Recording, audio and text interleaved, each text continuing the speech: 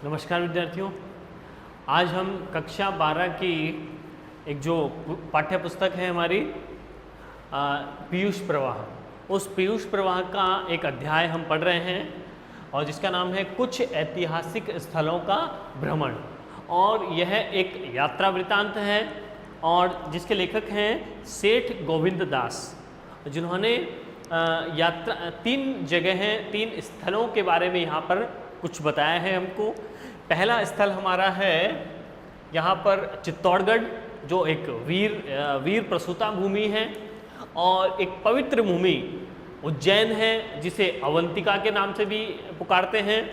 और तीसरा स्थान हमारा है अजंता, एलोरा और एलिफेंटा की गुफाएं। तो ये 3 स्थानों के बारे में यहाँ लेखक ने बताया है।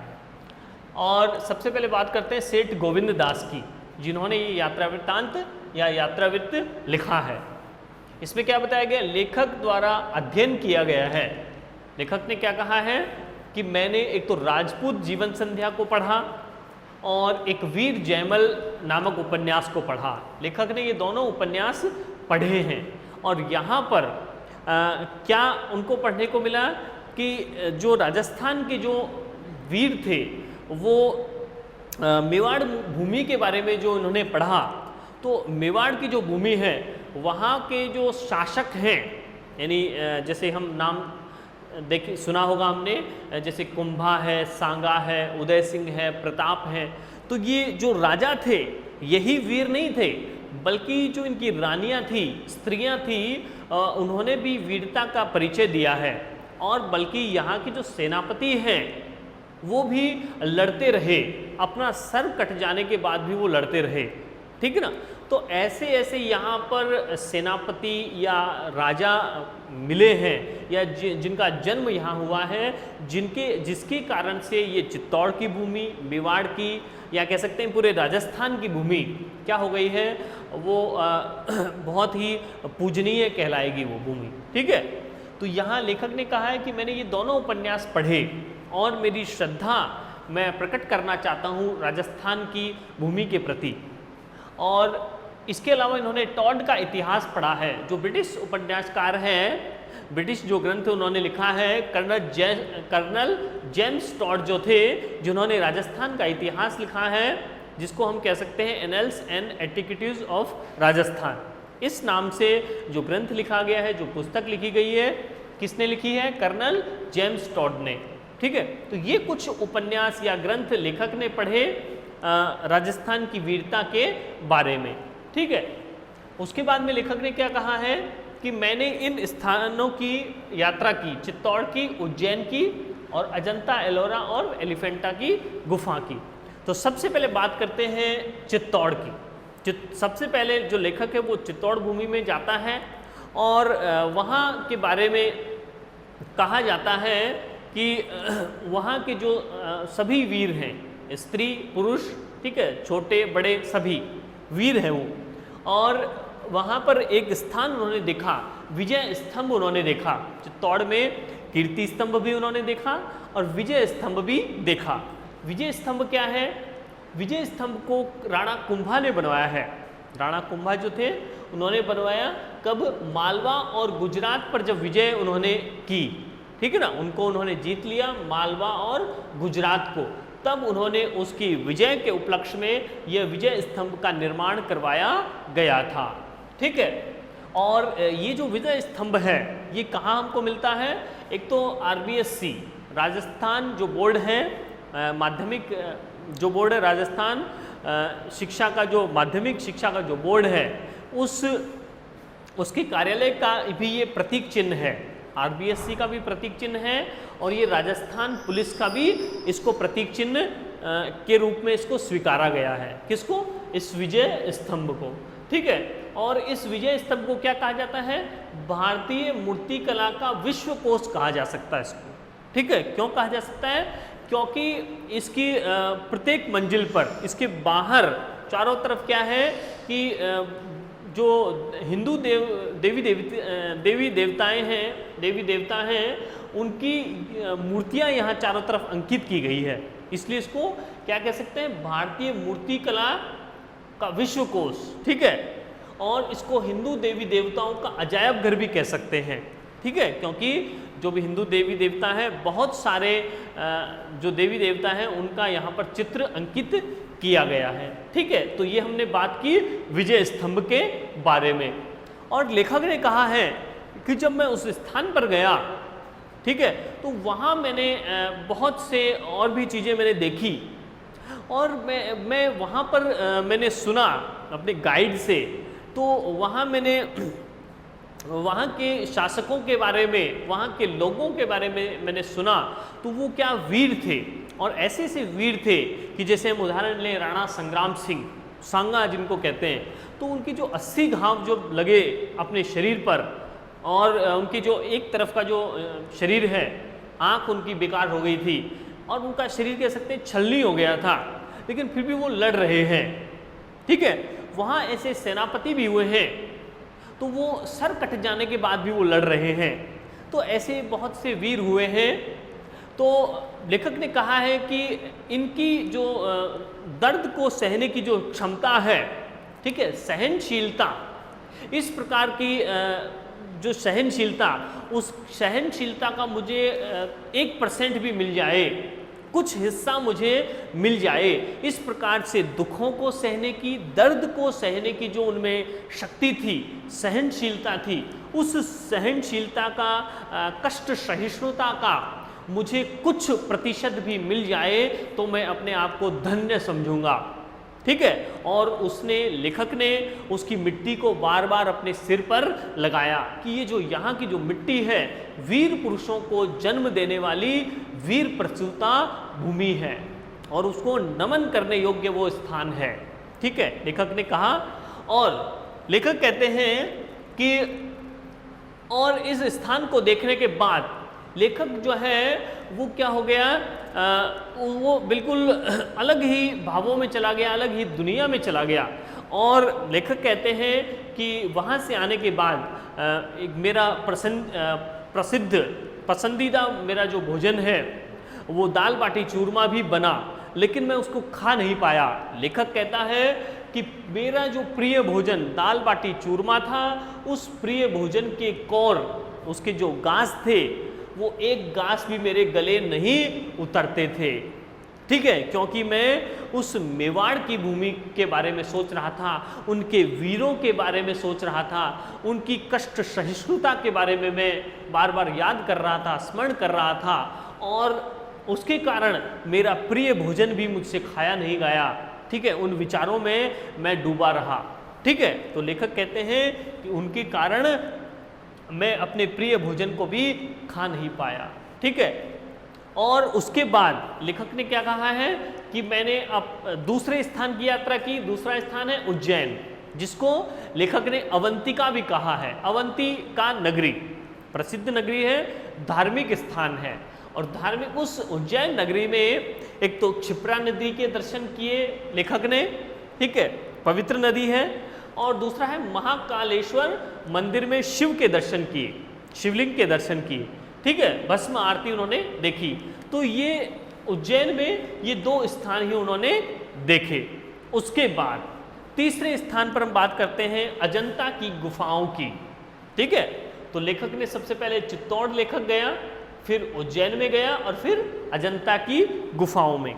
तो अजंता की गुफाओं में क्या देखा लेखक ने? देखा, लेखक ने बताया है कि वहाँ 29 गुफाएं हैं, ठीक है। 29 गुफाओं में से 4 तो चैत्य हैं और 25 विहार हैं, ठीक है, यानी कुछ मठ हैं, कुछ आश्रम हैं, ठीक है। तो 29 गुफाओं में 4 चैत्य प्रकार की हैं, 25 विहार हैं, और उनमें से 2 जो गुफाएं हैं, 29 गुफाओं में से 2 गुफाएं जो है अगम्य हैं, जहाँ पर जाया नहीं जा सकता, यानी वो खंडहर अवस्था में है, आगे हम जा नहीं सकते हैं, देख नहीं सकते हैं, ठीक है। तो 2 गुफाएं अगम्य हो चुकी हैं, रास्ता नहीं है आगे बढ़ने का, ठीक है। और इन गुफाओं के बारे में कहा है कि वो 1 दिन में, 1 वर्ष में नहीं बनी है, बल्कि यह कह सकते हैं कि गुप्त काल से लेकर वो चालुक्यों के शासन काल तक वो बनती रही है, कोई कभी और कोई कभी, इस प्रकार से वो बनी है। गुप्त काल से लेकर चालुक्य वंश के शासन तक, ठीक है। और वहाँ पर बहुत से चित्र बनाए गए हैं, उन गुफाओं में बहुत से चित्र हैं। सबसे पहला जो प्रमुख जो चित्र लेखक ने देखा वो है बोधिसत्व पद्म पाणि का चित्र। बोधिसत्व का मतलब हो गया बुद्ध का चित्र है वहाँ पर। और वो कैसा है, पद्म पाणि, पाणि मतलब हाथ में, पद्म ले हुए यानी कमल उनके हाथ में है। किसका चित्र है, हाथ में, पाणि मतलब हाथ में, पद्म यानी कमल, हाथ में कमल का पुष्प लिए हुए बुद्ध का चित्र है, ठीक है। सिद्धार्थ भी कह सकते हैं, उनके बचपन का नाम सिद्धार्थ था। तो किसका चित्र है, हाथ में कमल लिए हुए भगवान बुद्ध का चित्र है वहाँ पर। वो बुद्ध कैसे लग रहे हैं, भगवान बुद्ध, वो बुद्ध जो है महाभिनिष्क्रमण का चित्र है, ठीक है। वहाँ क्या बताया गया है कि वो जो भगवान जो बुद्ध हैं वो राजा थे और उनके मन में क्या वैराग्य जाग जाता है, वो सन्यास को अपनाना चाहते हैं, गृहस्थ को छोड़कर महलों के सुखों को त्याग कर वो जाना चाहते हैं। और वो जाने का जो दृश्य है उसे हम कहेंगे महाभिनिष्क्रमण। निष्क्रमण का तात्पर्य है निकल जाना, ठीक है, निकल जाना। किसके लिए, सन्यास के लिए निकल जाना। किसका, भगवान बुद्ध का, ठीक है। तो ये बुद्ध का महाभिनिष्क्रमण का चित्र है, ठीक है। उसमें भगवान बुद्ध जो है वो किस अवस्था में है, उनके सिर पर मुकुट है, ठीक है, क्योंकि वो शासक हैं, राजा हैं। और उनके बाएं हाथ में एक सूत है, सूत का धागा है, और दाएं हाथ में कमल का फूल है। और उसके बाद में उन्होंने अपने शरीर पर यज्ञोपवीत जनेऊ धारण कर रखा है, और उनके गले में मणियों की माला है, और उनके विशाल नेत्र हैं, बड़े बड़े नेत्र हैं भगवान बुद्ध के। उनके विशाल नेत्रों से अहिंसा, शांति और वैराग्य टपक रहा है। अहिंसा की भावना यानी उनकी आंखों से टपक रही है, ठीक है। अहिंसा की भावना, शांति की भावना और वैराग्य, सन्यास उन्होंने धारण कर लिया है जो उनकी आंखों से हम देख सकते हैं, ठीक है, उस चित्र से प्रकट हो रहा है। और उनका मनोहर का मतलब है मन को हरने वाला स्वरूप हमें उस चित्र में देखने को मिलता है। और देवी निवेदिता, सिस्टर निवेदिता जो है उस चित्र के बारे में क्या कहती हैं। देवी निवेदिता ने कहा है कि ये जो चित्र है ये संभवतया यह भगवान बुद्ध का सबसे विशाल चित्र, दुनिया में सबसे विशाल चित्र इसको कहा जा सकता है। और दूसरी बात यह है कि इस प्रकार के जो कल्पना है, इस प्रकार का जो चित्र है वो अद्वितीय है। अद्वितीय का मतलब है ऐसी कल्पना फिर से करना असंभव है, ठीक है, कि ऐसा चित्र, ऐसा मंत्रमुग्ध कर देने वाला चित्र फिर से नहीं बनाया जा सकता, ठीक है। तो निवेदिता ने क्या कहा है कि ये अद्वितीय कल्पना पुनः साकार हो सकना संभव नहीं है, ठीक है। ये तो हमने बात की किसकी, बोधिसत्व पद्म पाणि नामक चित्र की, अर्थात हाथ में कमल पुष्प लिए हुए भगवान बुद्ध के चित्र की, ठीक है, उनका मनोहारी रूप बताया गया है, ठीक है। इसमें दूसरा एक और चित्र है, प्रमुख चित्र, वो किसका है, राजकीय जुलूस का चित्र है। वहां जुलूस निकल रहा है राजा के द्वारा, ठीक है, कोई जुलूस निकाली जा रहा है, कोई यात्रा निकाली जा रही है, ठीक है। तो वो राजकीय जुलूस में क्या हो रहा है, बहुत से पुरुष और स्त्रियां उसमें शामिल हो रहे हैं उस यात्रा में। वो जो सभी मनुष्य हैं, सभी स्त्रियां हैं, सभी पुरुष हैं, वो सजे धजे हैं, गहने उन्होंने पहन रखे हैं या मेकअप कर रखा है, ठीक है, वो सजे हुए हैं मनुष्य। उसके बाद में यहाँ पर दिया हुआ है कि उनके हाथ में, उनके एक हाथ में छाता उन्होंने धारण कर रखा है और दूसरे हाथ में शंगी बाजा, एक सींग से बना हुआ बाजा उन्होंने धारण कर रखा है। और स्त्रियों ने अपने हाथ में कंगन धारण किए हुए हैं और कंगन और गले में हार धारण किया है। मतलब वो स्त्रियां क्या है, आकर्षक लग रही है उनका स्वरूप। उनकी कमर लचीली है और पतली कमर है उनकी, ठीक है ना, यानी सुंदर है वो। और जो स्त्रियां हैं वो कनखियों से देख रही है, तिरछी नज़र से वो देख रही हैं। और कह सकते हैं कि उनकी जो मुद्राएं हैं वो कटाक्षपूर्ण मुद्रा है, वो तिरछी नज़र से देखकर कटाक्ष कर रही है, व्यंग कर रही है। अर्थात कह सकते हैं कि वो आकर्षक लग रही है, मनमोहक लग रही हैं वो स्त्रियां, ठीक है। तो ये जो इस चित्र में क्या है, वो आलंकारिक चित्र है, सुंदरता या सौंदर्य को यहाँ प्रस्तुत किया गया है। और पहले चित्र में, भगवान बुद्ध के चित्र में शांति और वैराग्य को प्रस्तुत किया गया है। तो लेखक कहते हैं कि ये जो चित्रकला है, ये प्रमुख दो चित्र हैं, इन चित्रों में हम जब देखते हैं तो यहाँ हमको क्या मिलता है, चित्रकला में विभत्सता नहीं है। विभत्स का मतलब है कुरूपता नहीं है, सब कुछ सुंदर है, ठीक है, सांचे में ढला हुआ है और आकर्षक है वो सभी चीज़ें। तो इन चित्रकला में एक तो विभत्सता नहीं है, विभत्स का मतलब कुरूपता नहीं है, अच्छा लग रहा है वो सभी, ठीक है। और औचित्य है, औचित्य का मतलब उचित होने का गुण, यानी वो उचित है सब कुछ, जो भी चीज़ें दिखाई गई हैं वो सब हमें उचित लग रही हैं, ठीक है। और सादगी है, सादगी वो उस इन चित्रों में दिखाई देती है। और आनंद है, ये जैसे हमने देखा कि ये जो राजकीय जुलूस में जो सभी लोग शामिल हैं, पुरुष और स्त्री, वो सब खुश हो रहे हैं, प्रसन्न हैं, ठीक है, वो नाचते गा रहे हैं और सभी वो सज धज कर जा रहे हैं। तो कह सकते हैं जीवन के प्रति आनंद है उन लोगों में, ठीक है। तो इस प्रकार हम लेखक ने कहा है कि जो वहाँ चित्रकला है, अजंता की जो चित्रकला है, उनमें विभत्सता या कह सकते हैं कुरूपता बिल्कुल भी नहीं है, लेश मात्र भी नहीं है। और औचित्य है, औचित्य का गुण है, सादगी है और आनंद से भरे हुए वो दृश्य प्रतीत हो रहे हैं, ठीक है। तो यहाँ हमने आज बात की, पहली तो एक तो चित्तौड़ के बारे में, ठीक है। चित्तौड़ जो है वीरों की भूमि है, वीर प्रसूता भूमि है, ठीक है। और उनको देखकर, उस सारे स्थानों को देखकर लेखक के मन में उनके प्रति श्रद्धा प्रकट होती है, ठीक है। तो चित्तौड़ में उन्होंने एक तो विजय स्तंभ के बारे में बताया है कि वो भारतीय मूर्तिकला का विश्वकोश है, हिंदू देवी देवताओं का अजायब घर भी है, म्यूजियम है, ठीक है। दूसरा स्थान है उज्जैन, जो कि एक धार्मिक स्थान है, पवित्र स्थान है।